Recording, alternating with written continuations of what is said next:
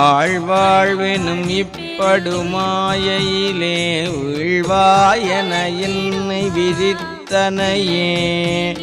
தாழ்வானவை செய்தனதாம் உளவோ வாழ்வாயினி நீமையில்